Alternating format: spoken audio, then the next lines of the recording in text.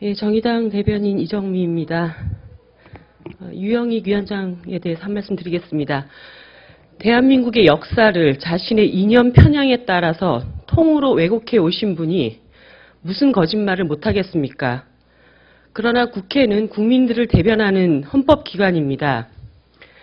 지난 4일 국회에서 유영익 국사편찬위원장은 자신의 수업 시간에 뉴라이트 교과서를 사용한 적이 없다는 거짓말을 한 것이 들통이 났습니다.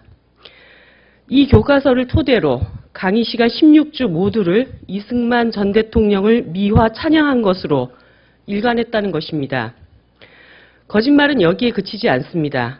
자신의 아들에 대한 미국 국적 취득과 병역 기피 의혹에 대해서도 한국어를 못해서 취직이 안 돼 미국으로 갔다고 했지만 이미 그의 한국어 실력은 국내 공공기관 입사 당시 충분히 인정되었으며 더구나 공공기관 취업에 유 위원장의 지침이 개입된 것이 아니냐는 의혹까지 제기되었습니다. 국회에서의 위증죄는 범법행위로 처벌을 받도록 규정되어 있습니다.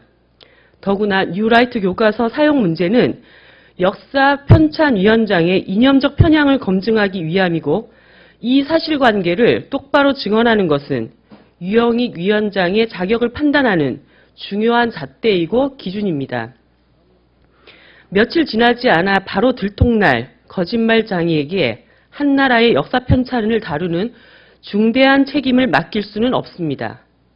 이미 김대중 노무현 정부의 정책에 대해 근거 없고 악의적인 친북 반미 발언으로 그의 자격 검증은 충분하였습니다. 아무리 현 정부에 힘을 실어주고 장기적인 집권을 꾀한다 하더라도 역사에 손을 대고 뒤바꾸는 일은 용납할 수 없습니다. 일제 36년의 모진 고통 속에서도 우리 역사를 지키기 위해 피 흘려온 국민들입니다. 전체 국민과 역사에 맞서는 태도로 일관하고 있는 박근혜 대통령의 인사 문제에 대해서 국민의 피로는 누적되고 있습니다. 국회 위증이라는 범법행위를 저지른 사람입니다. 이제라도 유영익 위원장의 임명을 처리하는 것이 늦었지만 유일한 수습 방안이라는 것을 경고드립니다. 유영익 위원장 스스로도 부끄럽고 떳떳하지 못한 행위였으니 거짓말을 늘어놓았을 것입니다. 그렇다면 진실이 밝혀진 이상 더 이상 구구한 변명을 늘어놓을 생각은 아예 마시기 바랍니다. 구차한 태도로 자리에 연연한다면 국민들의 거센 저항에 직면할 뿐만 아니라 그가 충성을 맹세한 정권에게도 전혀 도움이 되지 않는다는 사실을 알아야 합니다. 유영익 위원장은 이제까지의 모든 거짓말에 대한 책임을 지고 즉각 위원장직에서 물러나야 합니다. 다음 말씀드리겠습니다. 국정원과 군사이버사령부에 이어서 재향군인회 역시 SNS를 이용해 지난 대선에 개입했다는 정황이 드러났습니다. 재향군인의 청년국이 박근혜 후보 캠프에 공지글과 지지글을 퍼다 나르고 야권 후보를 비방하는 내용의 야권 후보의 내용을 재향군인의 청년국이 박근혜 후보 캠프의 공지글과 지지글을 퍼다 나르고 야권 후보를 비방하는 내용의 트윗을 올렸다는 것입니다. 재향군인회는 법으로 정치 개입이 금지된 공공단체입니다. 더욱 의심이 가는 점은 이 청년국이 지난 대선을 앞두고 전국 단위의 규모로 급조되었다는 점입니다. 또한 청년국의 일부 실무진이 박근혜 후보의 대선 캠프에서 활동했다는 사실도 밝혀졌습니다. 마치 뿌리 깊은 독초와 같습니다. 캐도 끝이 없이 나옵니다. 도대체 지난 대선 부정은 어디까지 뿌리가 뻗어져 있는 것입니까?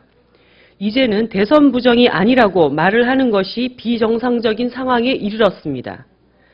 누군가의 치밀한 기획이 아니라면 국정원, 군사이버사령부, 재향군인회로 이어지는 이 거대한 조직적 대선 부정이 가능할 수가 없습니다. 이번에도 셀프 조사를 통한 개인적 활동으로 의혹을 끝맺음할 것입니까? 지금 상황을 그런 식으로 축소하기에는 똑같은 짓을 저지른 개인들이 너무 많아졌습니다. 박근혜 대통령의 기나긴 침묵이 국민들의 마음을 들끓게 합니다. 박근혜 대통령이 남은 임기 기간 동안 당당하게 국민 앞에 서고 싶다면 당장 진상조사에 나서 책임자와 관련자들을 무겁게 처벌해야 합니다. 이대로는 대성 부정의 공범이 될 뿐입니다.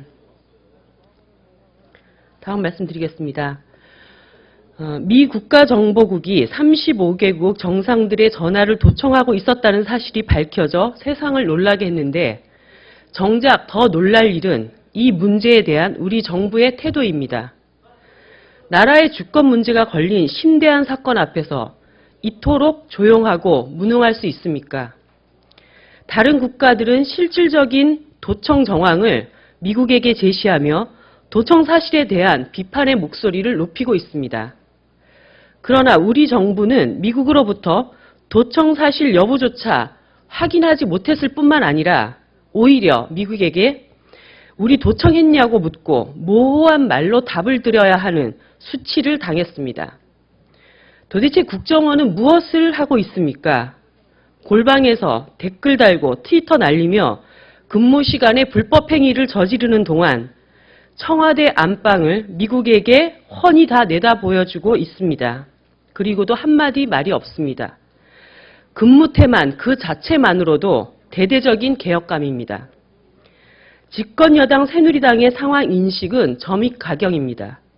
대통령 전화기를 외국 정보기관이 들여다본 상황이 발생했는데도 새누리당 이인재 의원은 오바마 대통령의 도청에 대해 미 의회가 여야 없이 대통령을 옹호했는데 국정원 사건에 대해 야당은 계속 트집만 잡고 있다는 어처구니 없는 발언을 했습니다. 대책 수립은 뒷전이고 전국 주도권에만 사로잡혀 국익을 훼손하는 태도를 더 이상 두고 볼 수가 없습니다. 박근혜 대통령은 무엇을 하고 있습니까? 대한민국의 자존심이 흔들리고 있는 상황에서 오늘도 입을 다물고만 있을 것입니까? 이번 도청 사건에 대한 우리 정부의 대책과 강력한 대응을 촉구하며 정보기관에 대한 총체적인 위기를 극복하는 길은 국정원의 개혁에 있음을 다시 한번 밝힙니다. 이상 마치겠습니다.